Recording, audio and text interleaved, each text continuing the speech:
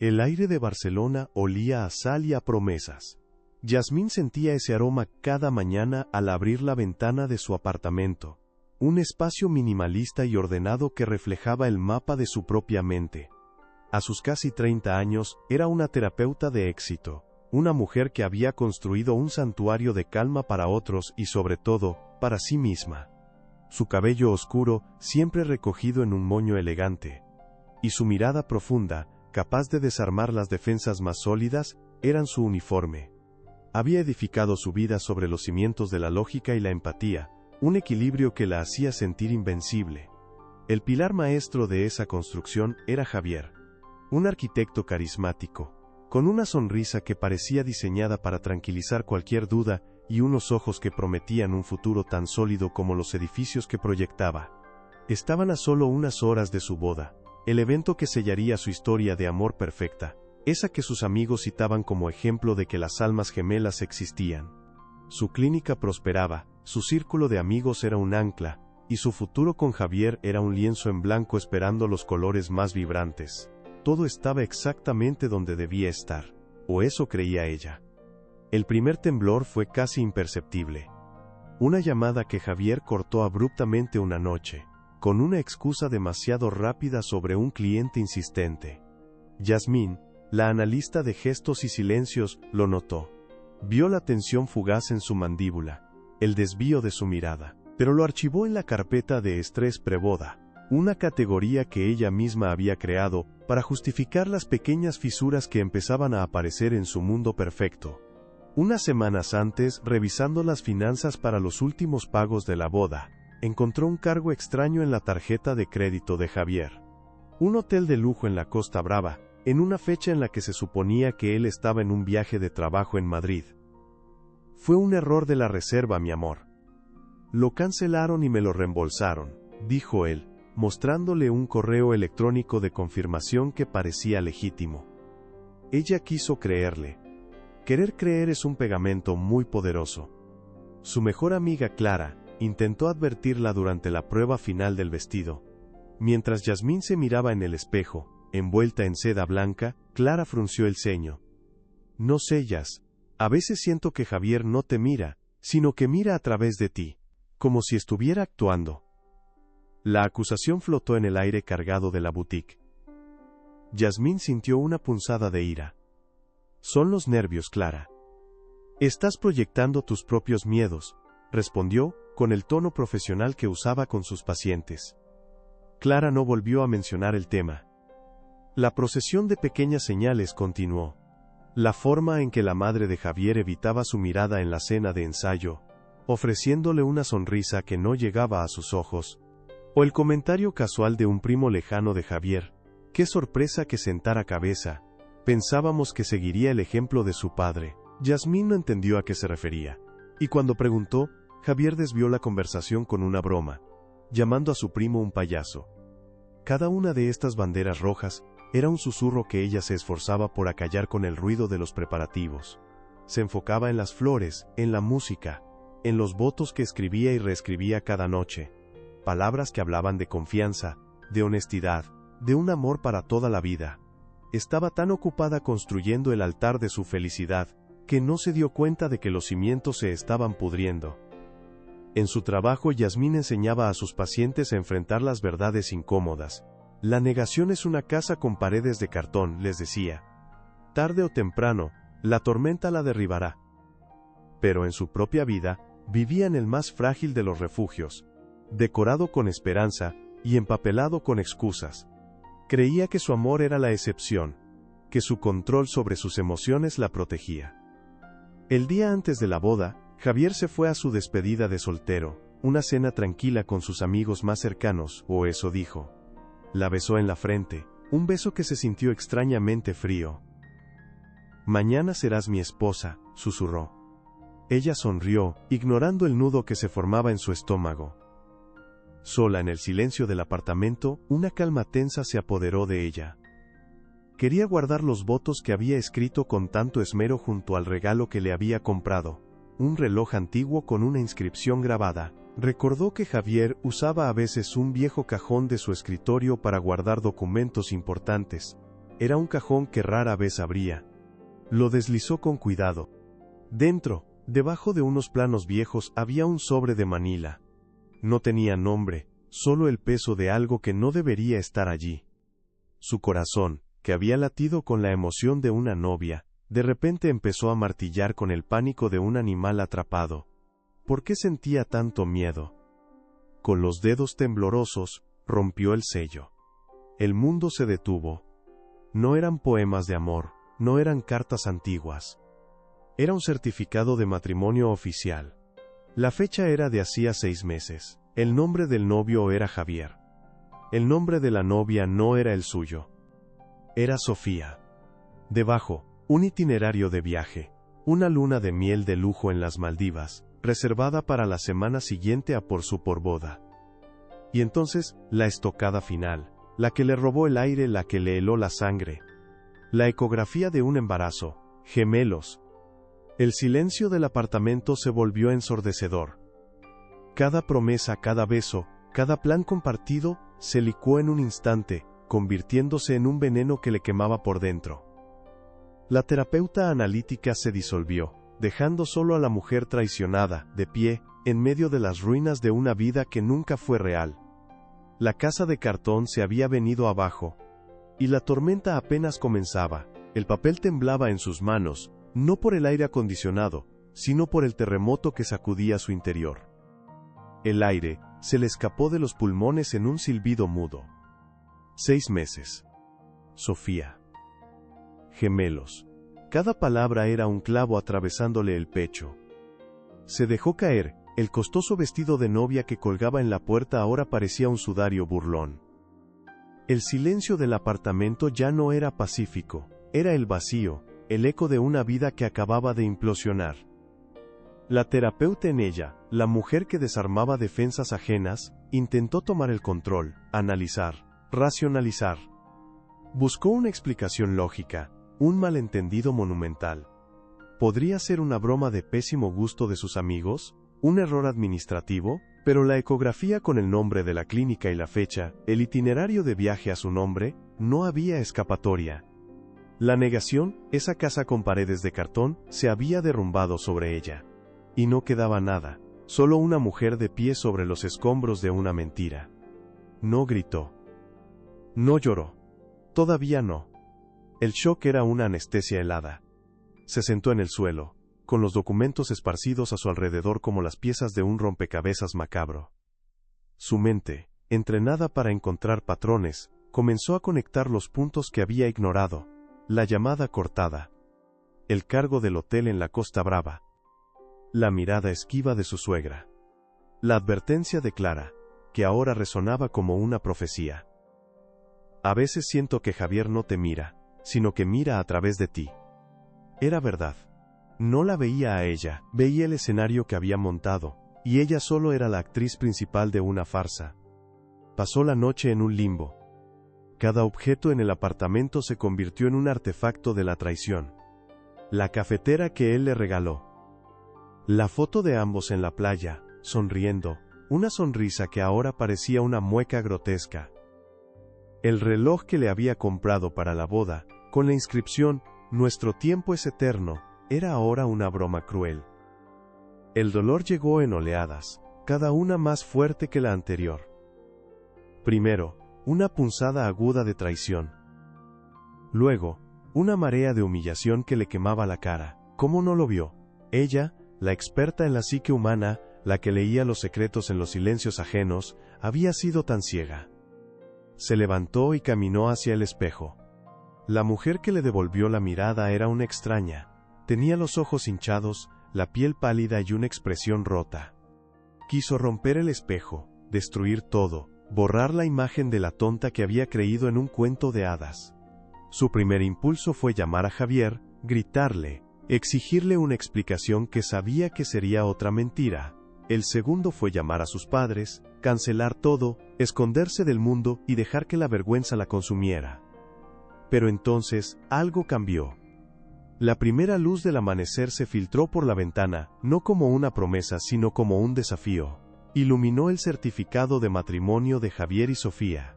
Y en esa luz fría y gris, Yasmín vio con una claridad brutal lo que sucedería si cancelaba. Él controlaría la narrativa. Él diría que ella tuvo un ataque de nervios, que se arrepintió, que era inestable. Él se iría de luna de miel con su verdadera esposa mientras ella recogía los pedazos de su dignidad rota. Él ganaría. No. Las lágrimas se secaron. El temblor cesó. En su lugar, nació una calma de acero. Una frialdad que nunca antes había sentido. La terapeuta no había muerto. Se había transformado. Ya no estaba allí para sanar, sino para operar. Y la cirugía sería a corazón abierto, sin anestesia y con público. Tomó su teléfono. Marcó el número de la organizadora de bodas. Su voz sonó extrañamente serena. Hola Marta, soy Yasmín. Necesito un favor de última hora. Una pantalla grande y un proyector en la iglesia, cerca del altar. Hubo una pausa al otro lado. ¿Una pantalla? ¿Para qué, querida?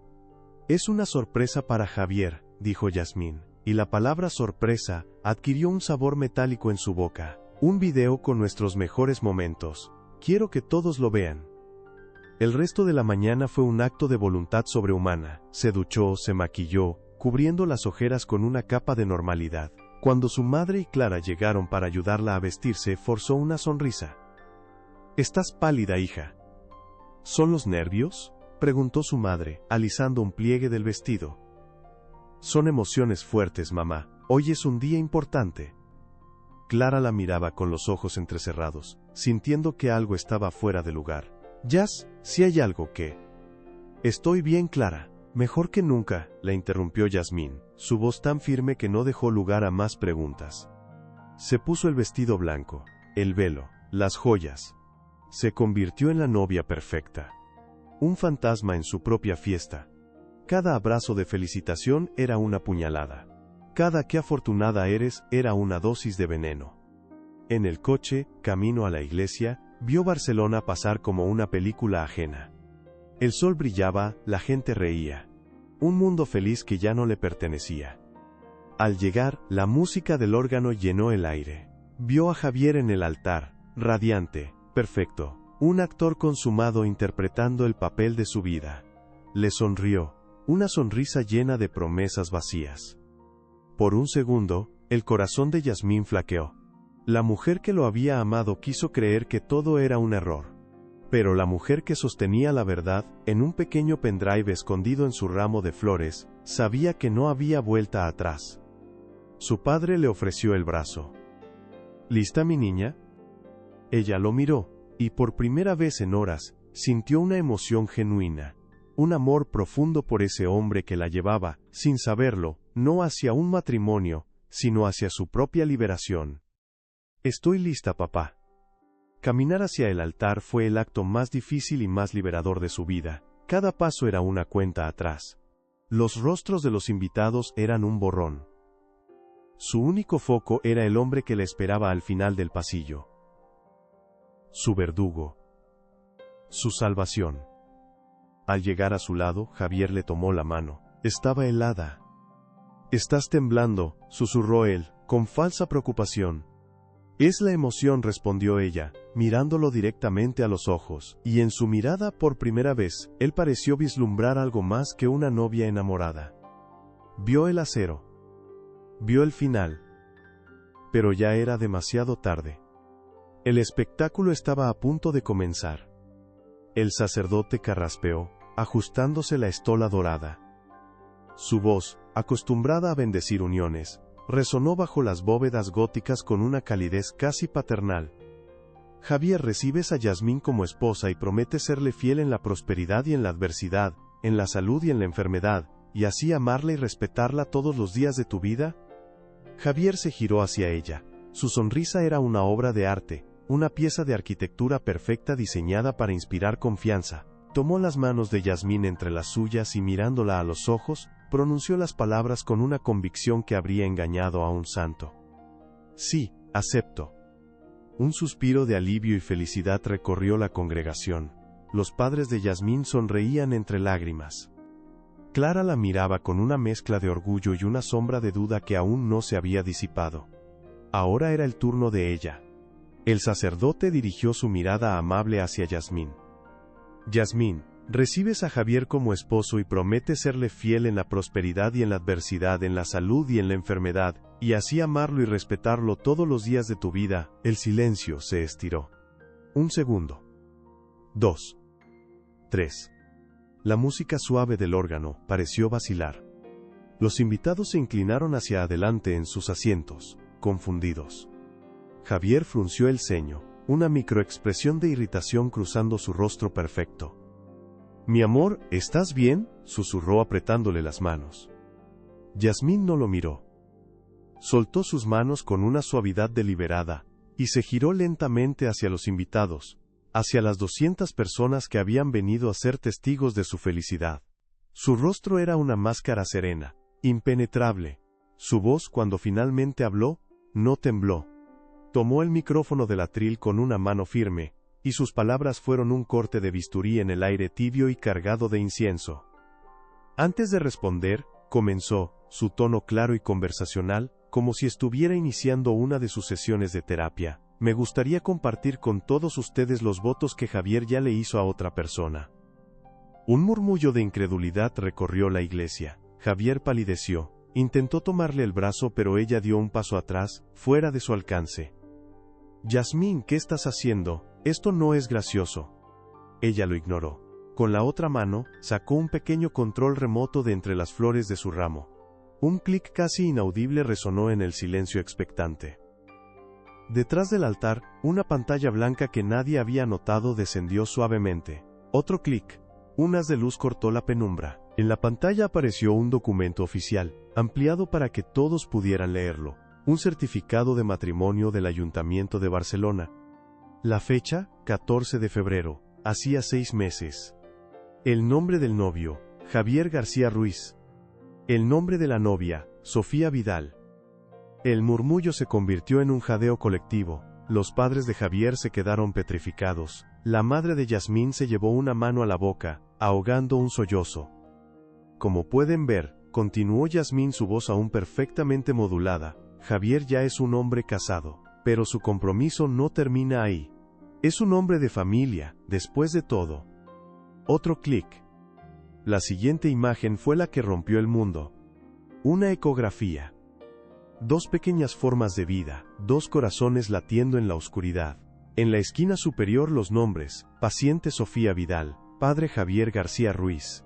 Y debajo, escrito en mayúsculas por el doctor, gemelos. Si el certificado de matrimonio fue una bomba, la ecografía fue la onda expansiva que lo arrasó todo. La máscara de Javier se desintegró en tiempo real. Su rostro pasó del bronceado perfecto a un blanco ceniciento. El pánico puro, animal, brilló en sus ojos mientras buscaba una vía de escape que no existía. Estaba atrapado en el altar de su propia farsa. Pero el golpe final no vino de Yasmín. Vino de la tercera fila. Una mujer joven, con un vestido azul pálido que no lograba ocultar un incipiente vientre, se puso de pie bruscamente. Su rostro era un mapa de confusión y horror. Era Sofía. Sus ojos se clavaron en la pantalla, luego en Javier, y de nuevo en la pantalla. Un sonido gutural escapó de su garganta. Cuando Yasmín había mencionado los gemelos, su compostura se hizo añicos. «No», gritó, un alarido que no era de ira sino de dolor puro, de traición absoluta. Se llevó las manos al vientre, como para proteger a sus hijos de la mentira que acababa de envenenar su existencia. Sus piernas cedieron y se desplomó de rodillas en el pasillo, sacudida por sollozos que desgarraron el silencio atónito de la iglesia. El caos estalló. La gente se levantó, hablando a gritos. Los padres de Sofía corrieron a socorrerla. La madre de Javier se desmayó en su asiento. Yasmín observó la devastación que había orquestado por un instante. No había triunfo en su mirada, solo una calma vacía, la quietud que sigue a la demolición controlada de un edificio. Había expuesto la verdad. El resto ya no era su problema. Dejó caer el micrófono. El golpe sordo del metal contra el mármol del suelo fue un punto final, un epitafio. Sin mirar a Javier, sin mirar a nadie, se dio la vuelta. Y comenzó a caminar. Con la espalda recta y la cabeza en alto, recorrió el pasillo en sentido contrario. El velo ondeaba tras ella como una bandera de rendición que en realidad era una declaración de victoria. Cada paso sobre la alfombra roja no era una huida, sino una marcha hacia sí misma. Los rostros borrosos de los invitados, sus expresiones de shock y piedad, no la alcanzaban. El vestido blanco, que minutos antes era el disfraz de una tonta enamorada, ahora era una armadura de luz. Llegó a las enormes puertas de madera de la iglesia. Las empujó. La luz del sol de Barcelona la golpeó como una bendición. El aire olía a sal y a promesas, pero esta vez eran promesas que se hacía a sí misma. Dejó atrás el teatro de mentiras, el llanto y los gritos, y caminó sola hacia una vida que, por primera vez en mucho tiempo, le pertenecía por completo. 2 años después, el aire de Barcelona olía igual, a sal y a promesas. Pero Yasmín ya no lo respiraba desde una ventana minimalista, sino desde el balcón de un ático en el barrio de Gracia, un espacio lleno de plantas desordenadas y cojines de colores vivos. El moño elegante había desaparecido. Ahora su cabello oscuro caía libre sobre sus hombros, a veces recogido en una coleta improvisada mientras trabajaba. La calma estudiada había sido reemplazada por una serenidad genuina. Una que no necesitaba ser construida porque había nacido de las ruinas. El día que salió de aquella iglesia, no miró atrás. Clara la esperaba al final de la calle con el motor del coche en marcha, sin hacer preguntas. Las semanas que siguieron fueron un borrón de llamadas silenciadas, mensajes de texto de amigos y familiares que oscilaban entre la preocupación y la curiosidad morbosa. La historia se había convertido en una leyenda urbana en los círculos sociales de la ciudad. La boda que terminó en un juicio público. Yasmín se refugió en una pequeña casa en la costa, lejos de todo. Allí por primera vez en su vida, se permitió no analizar, no entender, solo sentir. Sintió la rabia, una ola caliente que la hacía caminar por la orilla hasta que le dolían los pies. Sintió la humillación, un peso frío que la mantenía en la cama algunos días. Y sintió el dolor, un vacío inmenso por el amor que creyó tener. El punto de inflexión no fue un momento dramático sino una mañana tranquila. Mientras tomaba un café mirando el mar, se dio cuenta de que el silencio ya no era ensordecedor, era pacífico.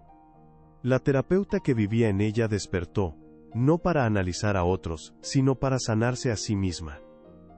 Empezó a escribir, no votos de amor, sino sus propias verdades, las que había ignorado, las que había descubierto de la forma más brutal. Ese diario se convirtió en un blog, y el blog, en un libro. La casa de cartón, lo tituló.